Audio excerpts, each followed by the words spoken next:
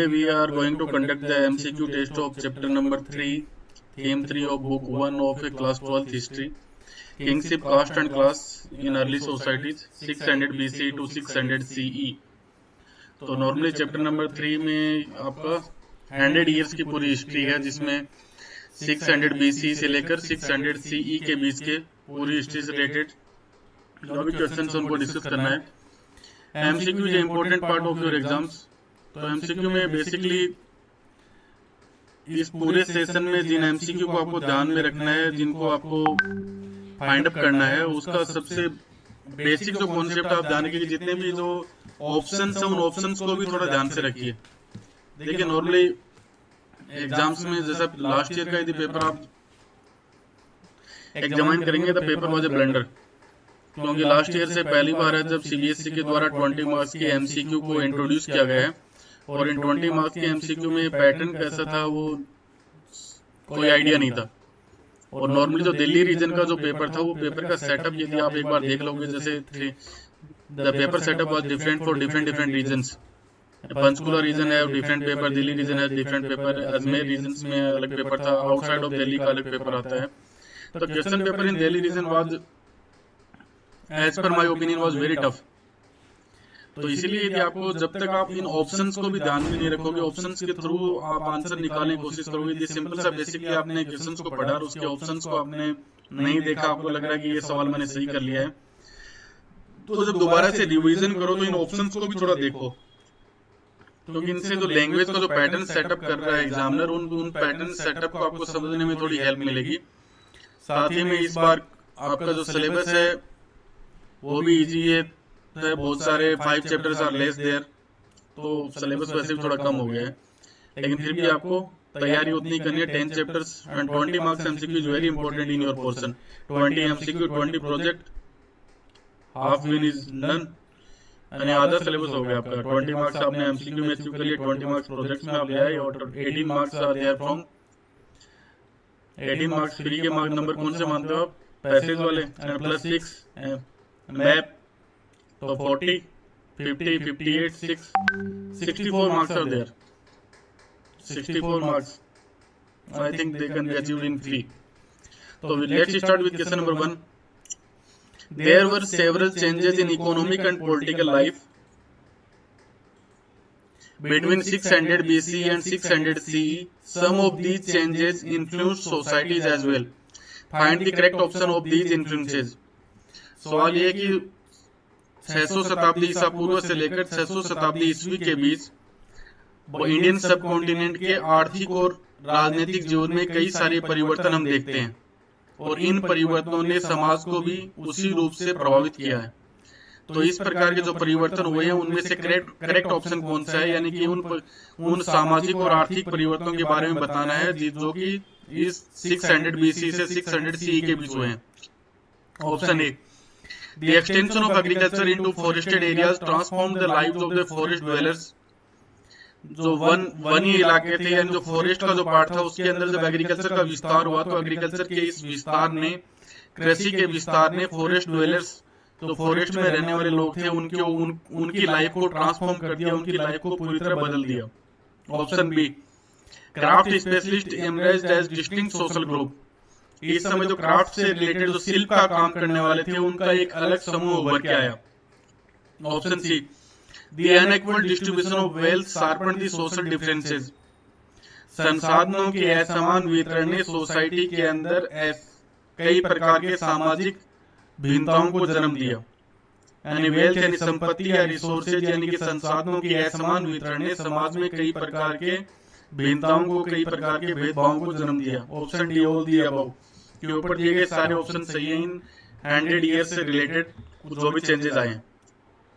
Now second, which thing we should keep in mind while using the textual tradition to understand the changes in society.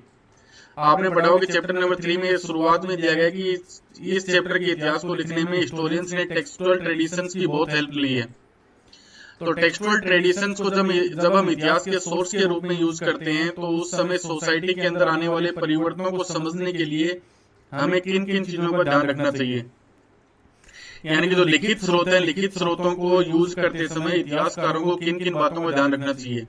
Option A, who compose the particular text and for हुम, कि कोई भी particular text जो historian use कर रहे हैं, कोई भी लिखित स्रोत जो कि हिस्टोरियन यूज कर रहे हैं, वो किसके द्वारा लिखा गया है और किसके लिए लिखा गया है। Option B, consider the language used in the particular text, ये उस लिखित स्रोत में जिस भाषा का यूज किया गया है उसको ध्यान में रखना। The ways in which the text circulated, कि जो लिखित स्रोत है उसका अलग अलग हिस्सों में, अलग अलग क्षेत्रों में किस प्रकार से प्रचार प्रसार हुआ है। Option D, deals with the perspective of specific social categories, कि कुछ विशेष समूह के लिए, कुछ विशेष वर्गों को लेकर उस टेक्स्ट के अंदर, उस लिखित स्रोत के अंदर लिखने वाले का प्रोस्पेक्टिव क्या था, लिखने वाले की किस प्रकार की धारणाएं रही हैं, उनको ध्यान में रखना। Option E, all the above, कि सारे स्टेटमेंट्स को ध्यान में रखना। दूसरा मतलब, consider the following statements in respect of the Mahabharata, Mahabharata से संबंधित निम्नलिखित स्टेटमेंट्स को आप देखिए, find out the correct option, सही ऑप्शन कौन सा है। It was composed over a period of 1000 years, Mahabharata की रचना है वो लगभग 1000 साल के दौरान हुई है। The central story is about two set of warring cousins, तो महाभारत की जो केंद्रीय कहानी है उसमें दो भाइयों के समूह है, उनकी लड़ाई की कहानी है। The text also contain section laying down norms of behaviours for various social groups, इस टेक्स्ट में कई सारे ऐसे सेक्शन है जिसमें कि अलग अलग सामाजिक समूह के जो एक्सेप्टेड बिहेवियर है, सामाजिक समूह को किस प्रकार से सोसाइटी के अंदर अपने एटीट्यूड और बिहेवियर को रखना चाहिए, उसके बारे में बात की गई है। It is a colossal epic running into present form into over 1 lakh versus, ये एक ऐसा महाकाव्य है जिसमें लगभग 1 लाख श्लोक है। Is described a feud over land, Mahabharata में एक जमीन के हिस्से को लेकर, एक जमीन से रिलेटेड एक लड़ाई दी गई है। The power between two groups of cousins, जिसमें दो अलग अलग ग्रुप के कजन्स हैं, उनके बीच के शक्ति को लेकर लड़ाई है। द कौरव एंड द पांडवा, जिनका नाम कौरव और पांडव है, who belong to a single ruling family, जो कि एक ही रूलिंग फैमिली से जिनका संबंध था, दैट ऑफ कुरु, और उस राजवंश का नाम था कुरु राजवंश। The conflict ended in a battle, इस कॉन्फ्लिक्ट का जो एंड है वो एक युद्ध के रूप में होता है। इन विच द पांडवास एमरेज विक्टोरियस, जिसमें कि पांडवों की विजय होती है। After that paternal succession was proclaimed, और उसके बाद पितृसत्तात्मक जो व्यवस्था है उसको प्रोक्लेम किया जाता है, उसको स्वीकार किया जाता है। All the statement are true, find out the which are the statements are true in this context. Next one, who and when started to prepare a critical edition of the Mahabharata, Mahabharata का जो क्रिटिकल एडिशन है वो किसके द्वारा और कब शुरुआत, उसको तैयार करने की शुरुआत कब की गई थी।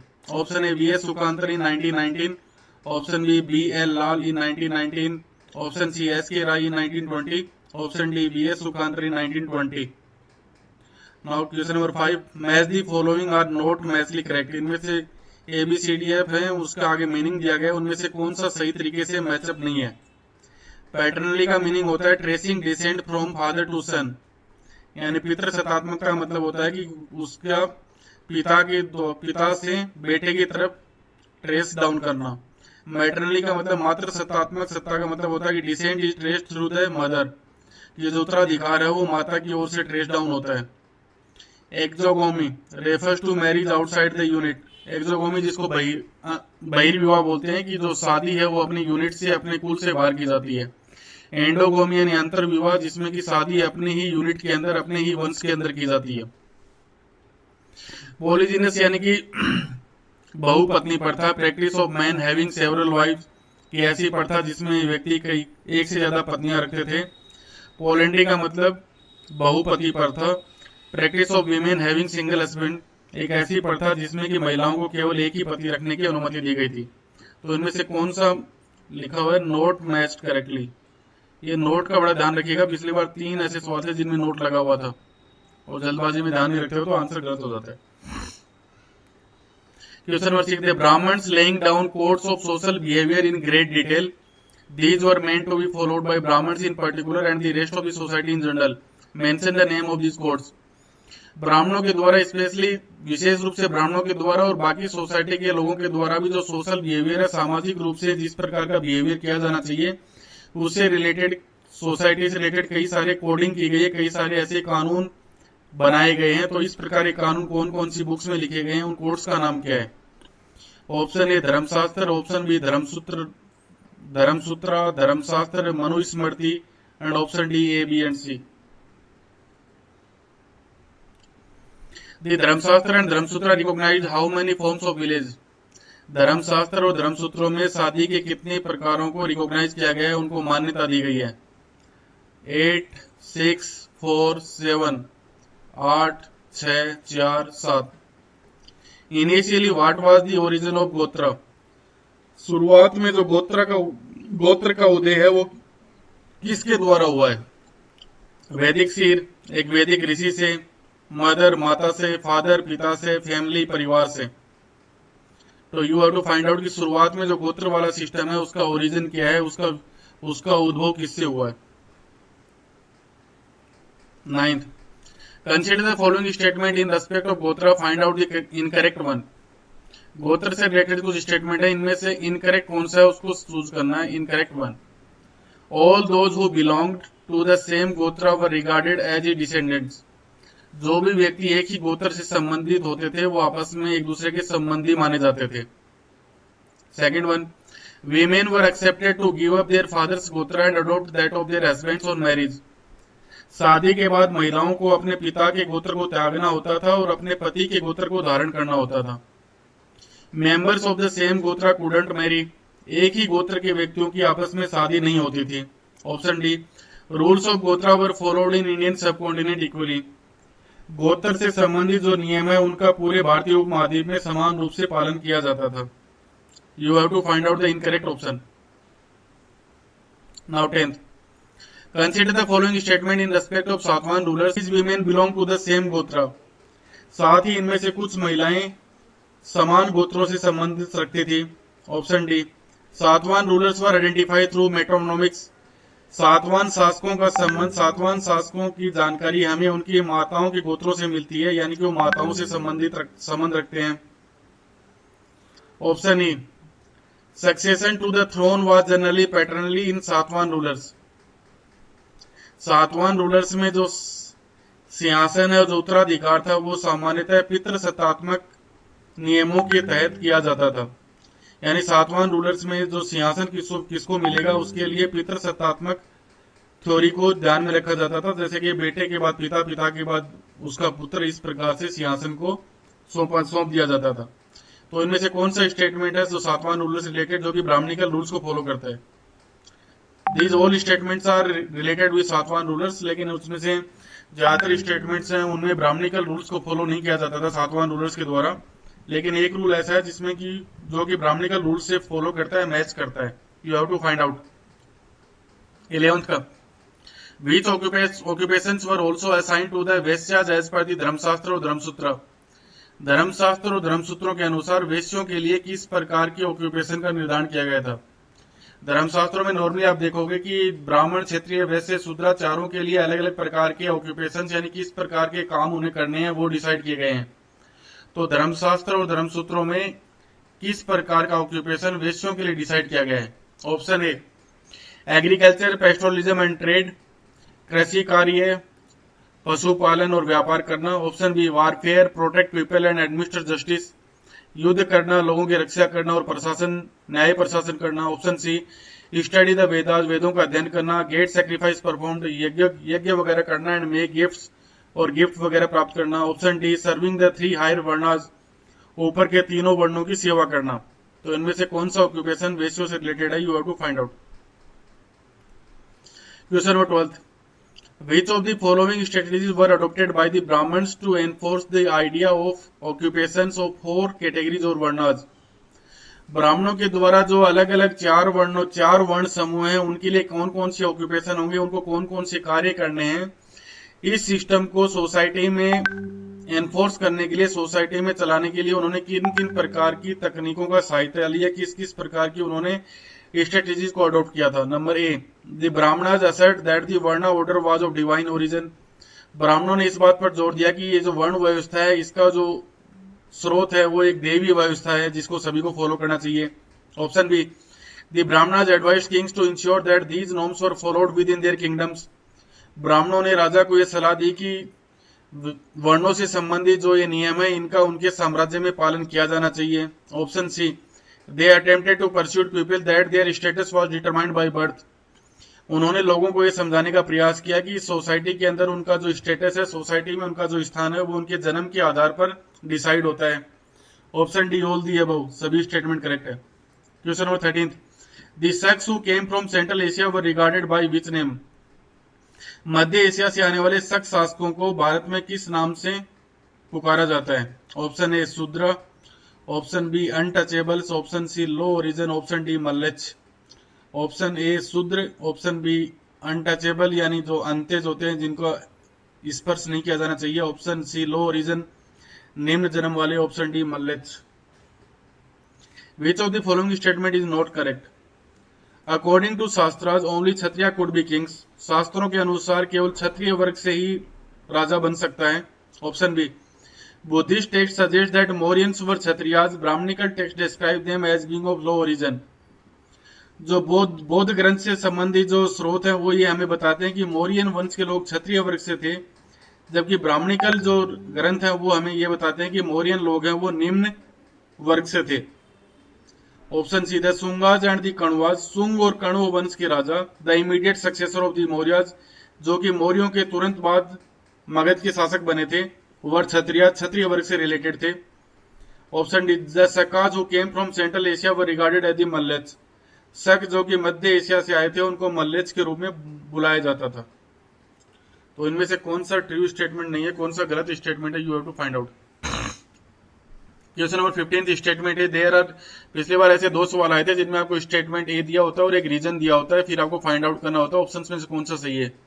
लास्ट वीडियो में भी हमने डिस्कस किया था, इस प्रकार के सवालों को यदि आपको सही तरीके से देखना है तो पहले एक साथ दोनों को मत देखो कि स्टेटमेंट ए क्या है, स्टेटमेंट बी क्या है, पहले दोनों को टुकड़ों में देखो कि स्टेटमेंट ए अलग से आप पढ़ो, फिर रीजन आर को अलग से पढ़ो, फिर देखो कि स्टेटमेंट ए अगर सही है तो उसके आगे लिख दो ट्रू, उसके बाद आपको लग रहा है स्टेटमेंट आर भी सही है तो ट्रू लिख दो, फिर आप देखो कि स्टेटमेंट ए में जो रीजन दिया गया है, स्टेटमेंट ए में जो स्टेटमेंट है क्या उसका रीजन है वो आर हो सकता है, यानी कि स्टेटमेंट ए में जो बात बोली गई है क्या उसको आर एक्सप्लेन कर पा रहा है, वो फिर आपकी थर्ड स्टेप होगी। तो इस प्रकार से यदि इन तीनों स्टेप्स को फॉलो करते हुए इस प्रकार के सवालों को आप करोगे तो इजीली आंसर आप ढूंढ पाओगे। तो स्टेटमेंट ए हमें बोला कि Mlechchha were familiar with the Sanskrit traditions, जो मल्लेच लोग थे वो संस्कृत ट्रेडिशन से उनका संबंध था, यानी कि संस्कृत ट्रेडिशन को वो जानते थे, संस्कृत के बारे में वो जानकारी रखते थे। रीजन आर, जो इसका रीजन दिया गया है, one of the earliest inscription in Sanskrit describe how Rudradaman the best known शक रूलर रीबिल्ड सुदर्शन लेक, कि एक शुरुआती अभिलेख है जो कि संस्कृत भाषा में लिखा गया है, उसमें हमें यह वर्णन मिलता है कि प्रसिद्ध शक शासक रुद्रदामन ने सुदर्शन झील का दोबारा से निर्माण करवाया था। तो option are A is true but R is not true, A सही है आर गलत है, A is false but R is true, A गलत है लेकिन आर सही है, A is true and R explains A सही है और आर उसको प्रॉपर तरीके से एक्सप्लेन करता है, A is true but R didn't explain A सही है लेकिन आर उसको सही तरीके से एक्सप्लेन नहीं करता है। तो which statement is considered in this question, you have to find out. 16th, which ruler of the Satwan dynasty was known as the unique Brahman, एक ब्राह्मण and destroyer of the pride of the Kshatriyas? इनमें से सातवान वंश के किस शासक को unique ब्राह्मण का दर्जा दिया गया है, यानी अनोखे ब्राह्मण का दर्जा दिया गया है, या उसको एक ब्राह्मण भी बोला गया है, साथ ही उसने ये उपाधि, उसकी ये उपाधि भी है destroyer of the pride of the Kshatriyas, साथ ही उसे क्षत्रियों के घमंड को नष्ट करने वाला भी बोला गया है। तो ऐसा कौन सा सातवान डायनेस्टी का, सातवान साम्राज्य का, सातवान वंश का ऐसा कौन सा शासक है जिसे कि एक ब्राह्मण, यूनिक ब्राह्मण या क्षत्रियों के घमंड को नष्ट करने वाला, destroyer of the pride of the Kshatriyas बोला गया है? Option A Gautami putra Shri Satakarni, option B Gautami putra Shri Natakarni, option C Vashishtha putra Shri Satakarni, option D Vashishtha putra Shri Natakarni. Now 17th, in respect of the Satavahana dynasty which of the following statements are not correct? Satavahana वंश से संबंधित इनमें से कौन से स्टेटमेंट हैं जो कि सही नहीं है? Option A they ensured that there was no intermarriage amongst members of the four varnas, कि सातवान वंश से संबंधित शासकों ने यह सुनिश्चित किया कि चार वर्णों के बीच में किसी प्रकार की इंटर मैरिज नहीं होगी, यानी उनमें एक वर्ण का उसी वर्ण के अंदर विवाह होगा, वर्ण से बाहर विवाह नहीं होगा, ये उन्होंने सुनिश्चित किया। Option B they entered into a marriage alliance with the king of Rudradaman, option B हमें बोला है कि सातवाहन वंश के शासकों ने रुद्रदामन जो शासक था उसके वंश से संबंध बनाने के लिए शादी के गठबंधन किए। Option C, the Satavahanas claim to be Brahmin, सातवानों ने अपने आप को ब्राह्मण के रूप में क्लेम किया, अपने आप को ब्राह्मण माना है। Where as according to the Brahmin kings ought to have been Kshatriyas, लेकिन ब्राह्मण ग्रंथों के अनुसार राजा को हमेशा क्षत्रिय वर्ग का होना चाहिए। Option D, they practised exogamous system recommended in the Brahmanical text, उन्होंने शादी के लिए जो बहिर्विवाह वाली व्यवस्था जो कि ब्राह्मण ग्रंथों में दी है हमेशा उसका पालन किया है। तो इनमें से कौन सा स्टेटमेंट करेक्ट नहीं है वो बताना है। इन respect of the jati which of the following statement are correct, जाति से संबंधित कौन से स्टेटमेंट है वो सही है। In Brahmanical theory jati like varna was based on birth, Brahmanical theory के अनुसार जाति भी वर्ण की तरह ही जन्म के ऊपर आधारित थी। There was no restriction on the number of jatis, जातियों की संख्या के ऊपर किसी प्रकार का कोई रेस्ट्रिक्शन नहीं था, जातियां कितनी भी हो सकती थी। जैसे वर्ण 4 होते हैं वैसे जाति 4 नहीं होती थी, जातियों के ऊपर कोई भी रेस्ट्रिक्शन नहीं था।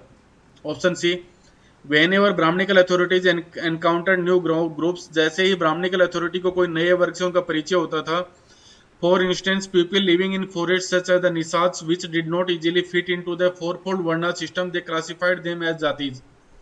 तो ब्राह्मणिकल अथॉरिटी को जैसे भी कोई ऐसा नया वर्ग मिलता था जिनको कि 4 वर्णों में स्थान नहीं दिया जा सकता था, तो उनको वो सामान्यतः जाति में क्लासिफाई कर देते थे।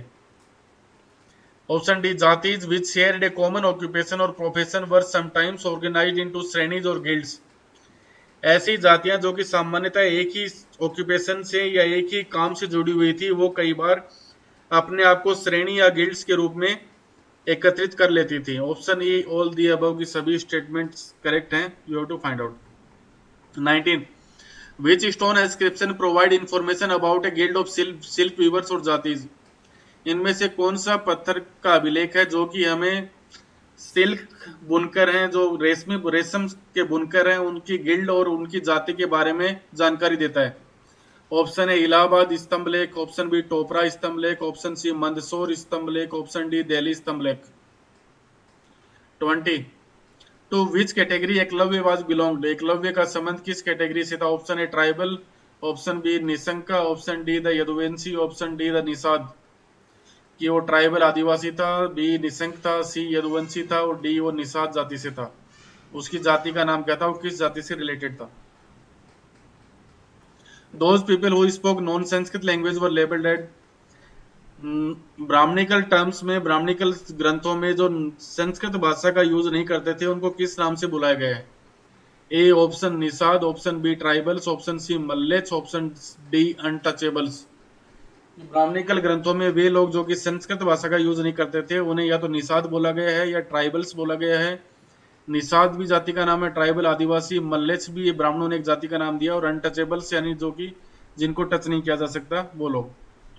Option 22, in sharp contrast to the purity aspect some activities were regarded as particularly polluting, लोगों की टचिंग वाले से लेकर प्योरिटी एक्सपेक्ट को लेकर, शुद्धता के एक्सपेक्ट को लेकर ब्राह्मणों के द्वारा कई सारी ऐसी एक्टिविटी है जिनको कि प्रदूषित माना गया है। दीज इंक्लूडेड, इन इस प्रकार की एक्टिविटी में शामिल है कॉर्प्सेज एंड डेड एनिमल्स, कि किसी भी प्रकार के मृत जानवरों को या लाशों को हैंडल करना, उनको छूना। Those who performed such task, वे लोग जो इस प्रकार के कार्य करते थे, दे आर डेजिग्नेटेड एज, उनको इस नाम से पुकारा जाता है। Were placed at the very bottom of the hierarchy, और जिनको की जाति व्यवस्था में सबसे निम्न स्थान दिया गया है।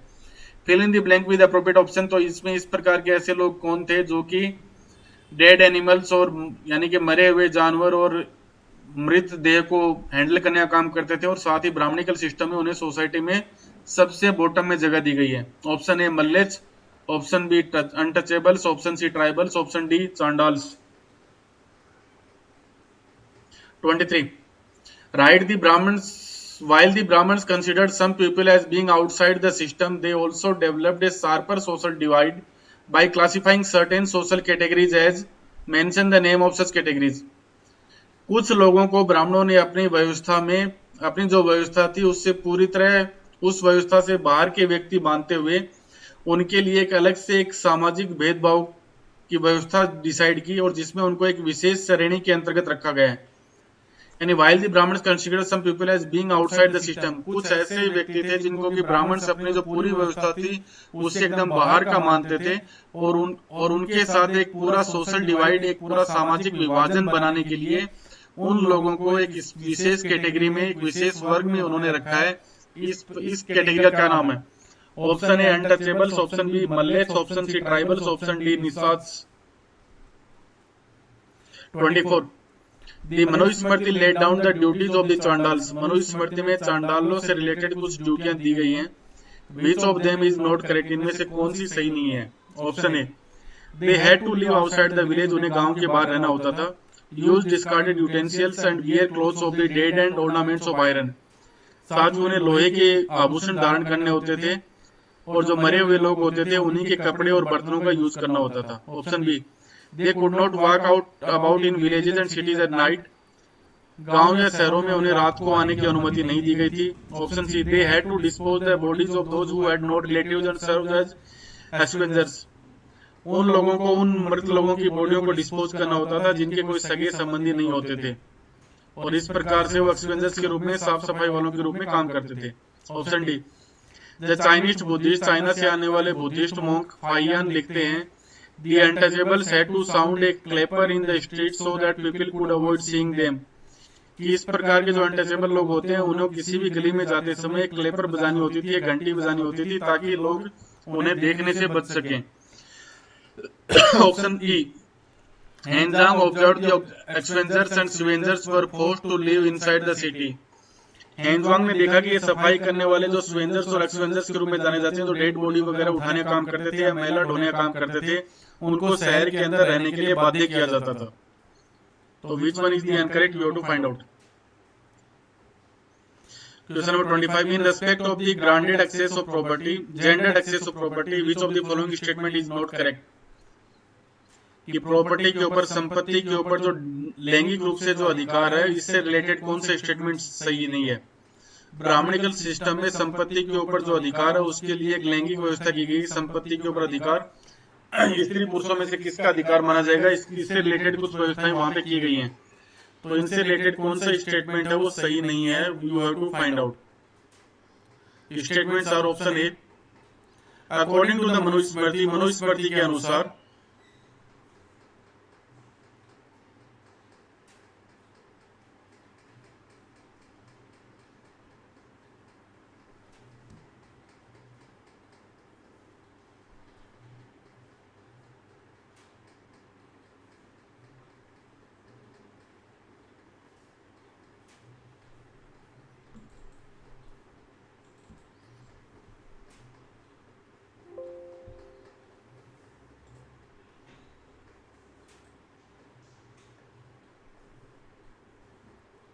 आप देख नहीं पा रहे हो क्या?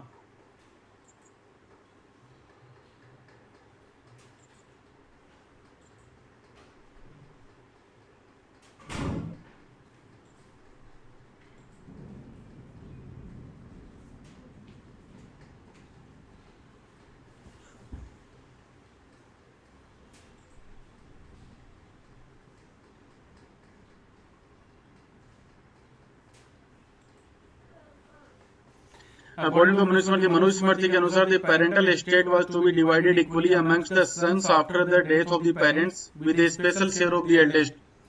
मनुस्मृति के अनुसार जो पेरेंटल एस्टेट होती थी, जो माता पिता की जो संपत्ति होती थी, उसका समान रूप से विभाजन किया जाता था और जो बड़ा बेटा होता था उसको इसमें एक विशेष हिस्सा दिया जाता था। Option B women could not claim a share of these resources, महिलाओं को इस प्रकार के रिसोर्स में कोई भी हिस्सा नहीं दिया जाता था, यानी पुरुष की संपत्ति में महिलाओं को कोई हिस्सा नहीं दिया जाता था। Option C women were allowed to retain the gift they received on the occasion of their marriage at the stridhan, महिलाओं को अपने शादी के समय जो गिफ्ट मिलती थी, जिनको स्त्री धन के नाम से जाना जाता है, उसको रखने की अनुमति दी गई थी। ऑप्शन डी स्त्री धन could be inherited by their children and husband had special claim on it, जो महिलाओं का जो स्त्री धन था वो उसके बच्चों को मिलता था, साथ ही उसके हस्बैंड का भी उसके ऊपर एक विशेष अधिकार होता था, उसके पति का भी उसके ऊपर एक विशेष अधिकार माना गया है। Option E Manusmriti warned women against holding family property, Manusmriti महिलाओं को चेतावनी देती है कि उन्हें फैमिली की संपत्ति का संग्रह नहीं करना चाहिए और even their own valuable without the husband's permission, साथ ही चाहे उनकी खुद की भी कुछ मूल्यवान सामग्रियों अपने पति की परमिशन के बिना उन्हें इस प्रकार की संपत्ति को छुपाना नहीं चाहिए। The convincing evidence, both epigraphic and textual, suggests that the while upper class women may have had access to the resources. हमारे पास अभिलेख से रिलेटेड और लिखित रूप से दोनों ही स्रोत हैं जो ये बताते हैं कि उस समय जो अपर क्लास की महिलाएं थी उनका संसाधनों के ऊपर विशेष अधिकार होता था। तो you have to find out कि इनमें से कौन सा स्टेटमेंट सही नहीं है।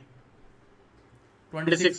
According to Brahmanical text, which were the two bases for regulating access to wealth? Brahmanical text के अनुसार, ब्राह्मणिकल ग्रंथ के अनुसार इनमें से कौन से दो ऐसे समूह हैं जिसके आधार पर संपत्ति का निर्धारण किया जाता था? Option A birth and gender, जन्म और लिंग के आधार पर, बर्थ एंड वर्ण, जन्म और वर्ण के आधार पर, वर्ण एंड जेंडर, वर्ण और लिंग के आधार पर, वर्ण एंड कास्ट, वर्ण और जाति के आधार पर। तो ये ऐसे कौन से दो वर्ग थे जिसके आधार पर संपत्ति का निर्धारण किया जाता था कि संपत्ति के ऊपर अधिकार किसका होगा, ये आपको बताना। 27. Statement A, the Buddhist recognised that there were differences in society. बौद्ध ग्रंथों में ये माना गया है कि सोसाइटी के अंदर बहुत सारे डिफरेंसेस हैं, बहुत सारे भेदभाव हैं। और reason are the Buddhist did not regard this as natural और इनफ्लेक्सिबल। लेकिन बौद्ध ग्रंथ हैं वो इस प्रकार के भेदभावों को नेचुरल यानी प्राकृतिक नहीं मानते हैं, या ऐसा नहीं मानते कि उनको बदला नहीं जा सके। They also rejected the idea of claims to status on basis of birth. साथ ही बौद्ध ग्रंथों में जन्म के आधार पर मिलने वाले विशेषाधिकार को भी रिजेक्ट कर दिया गया है, स्वीकार नहीं किया गया है। Option A is true but R is not true, option B A is false but R is false, option C A is true and R explains A, option D A and R both are true but R didn't explain A. 28. As per the Buddhist text सुत्त पिटिका, जो बौद्ध ग्रंथ सुत्त पिटक है उसके अनुसार, as human beings became increasingly greedy, जैसे जैसे human beings है वो ज्यादा लालची होते गए, विंडिक्टिव, जब वो इस प्रकार से स्वार्थी होते गए, deceitful, they elected a leader for themselves, तो उन्होंने अपने लिए एक नेता का निर्वाचन किया, एक नेता का चुनाव किया। Which name was given to this leader, और इस नेता को उन्होंने क्या नाम दिया है सुत्त पिटक में? महामत्ता, महास्मत्ता, सरमन, धर्मनिष्ठ। सुत्त पिटक की कहानी आपकी बुक में, उसमें ये नाम दिया गया। 29. Which of the following elements are considered by the historians when they analyze text? Historian जब किसी भी टेक्स्ट को एनालाइज करते हैं तो इनमें से किन किन एलिमेंट को वो कंसीडर करते हैं? Option a language of the text, की टेक्स्ट की भाषा कैसी है। Option be the authors perspective and ideas, जो लिखने वाला है उसका किस प्रकार के पर्सपेक्टिव है, उसके विचार कैसे हैं। Option C the place where the text has been composed, की वो जगह जहां पर उस टेक्स्ट को रचा गया, उसकी रचना की गई है। Option D historical significance of the text, की उस टेक्स्ट की क्या हिस्टोरिकल सिग्निफिकेंस है, क्या ऐतिहासिक महत्ता है, इसको ध्यान में रखना। तो इनमें से कौन सी चीज को हिस्टोरिकल्स जब किसी टेक्स्ट को एनालाइज करते हैं तो उस समय विशेष रूप से ध्यान में रखते हैं? D consider the following statement in respect of the Mahabharata, find out the incorrect option. Mahabharata से संबंधित कुछ स्टेटमेंट है, इनमें से इनकरेक्ट कौन सा है वो फाइंड आउट करना है। The Sanskrit used in Mahabharata is complex than that of Vedas, Mahabharata में जिस संस्कृत भाषा का यूज की गई है, जिस संस्कृत भाषा का यूज किया गया है वो वेदों की तुलना में ज्यादा कॉम्प्लेक्स है, वो ज्यादा कठिन है। Option B historians usually classify the context of the present text under two broad heads, इतिहासकार सामान्यतः महाभारत की जो कहानी है उसको दो ब्रॉड हेड्स में रखते हैं, उसको दो अलग अलग वर्गों में रखते हैं। Option C the didactic section include stories and the narrative often contains a social message, जो इसका जो डेडियाटिक पार्ट है, जो वर्णनात्मक पार्ट है, उसमें ज्यादातर कहानियों को रखा गया है, साथ ही जो नैरेटिव पार्ट है उसमें नॉर्मली सामाजिक संदेशों को रखा गया है। Option D the didactic portion were probably added later this text, जो डेडियाटिक पोर्शन है, जो इसका वर्णनात्मक पोर्शन है, वो सामान्यतः इस टेक्स्ट में बाद में जोड़ा गया है। Option E the most important didactic section of the Mahabharata is the Bhagavad Gita, Mahabharata के जो डेडियाटिक पोर्शन है उसका सबसे महत्वपूर्ण भाग भगवत गीता है। Option F the original story was probably composed by charioteers bards known as the sutas, Mahabharata की जो ओरिजिनल स्टोरी है, जो मूल कहानी है, वो शायद जो रथ चलाने वाले होते हैं, जिनको सामान्यतः सूत के नाम से जाना जाता है, उनके द्वारा लिखी गई है। Option G the text is described as an itihasa within early Sanskrit traditions, शुरुआती संस्कृत ट्रेडिशंस है उनमें इस ग्रंथ को इतिहास के नाम से वर्णित किया गया है। Option H all the above सभी स्टेटमेंट सही है। Option 31 who excavated at a village named Hastinapur in Meerut in 1951-52, Meerut के अंदर हस्तिनापुर नाम से जो गांव था वहां पर 1951-52 में जो एक्सपेक्शंस हुए हैं आर्कियोलॉजिस्ट के द्वारा, उस आर्कियोलॉजिस्ट का क्या नाम है? Option A B B Lal, option B B S Jha, option C B B Gupte, option D J S Lal. 32. Consider the following statements in respect of the excavation at a village named Hastinapur. Find out the incorrect option. Hastinapur गांव में जो excavation हुए हैं, जो खोज हुई है, जो खुदाई हुई है, उससे रिलेटेड कुछ स्टेटमेंट है, इनमें से कौन सा सही नहीं है? Option A, archaeologist found evidence of 2 occupational levels. Archaeologist को यहाँ पर 2 अलग अलग स्तरों में लोगों के रहने के प्रमाण मिले हैं। Option B, some of the houses had reed walls plastered over with mud. इनमें से कुछ घरों की दीवारें सरकंडे से बनी हुई थी, जिनके ऊपर मड से जो कच्ची मिट्टी होती है उसका लेप किया गया था। Option C, houses of this period were built of mud brick as well as burned bricks. इस समय के घरों का निर्माण कीचड़ से बनी ईंटों यानी कच्ची ईंटों के साथ साथ जो पकी हुई ईंटें थी दोनों से किया गया था। Option D, soakage jars and brick drains were used for draining out refuse water. जो सोखने वाले गड्ढे हैं, जो ब्रिक ड्रेन्स है, उनका यूज घर के गंदे पानी को बाहर निकालने के लिए किया जाता था। Option E, terracotta ring wells may have been used both as wells and drainage pits. जो टेराकोटा के जो वलय कुएं हैं, उनका निर्माण सामान्यतः कुओं के रूप में और ड्रेनेज पिट के रूप में, दोनों के रूप में ही किया जाता था। 33. In the Mahabharata Draupadi marriage with the Pandavas is considered which type of marriage. Mahabharata में जो द्रौपदी की पांडवों के साथ जो शादी है वो किस प्रकार की शादी मानी जाती है? Polyandry marriage, polygynous marriage, exogamy marriage, endogamy marriage. Polyandry का मतलब बहुपति विवाह, बी का बहुपत्नी विवाह, ऑप्शन सी बहिर्विवाह, ऑप्शन डी अंतर्विवाह। Question number 34. Who wrote the story Kunti और निषादी। कुंती और निषादी के नाम से जो एक शॉर्ट स्टोरी है उसकी रचना किसने की है? Mahasweta Devi, option B Mahadevi Varma, option C Rakesh Mohan, option D Deepti Naval.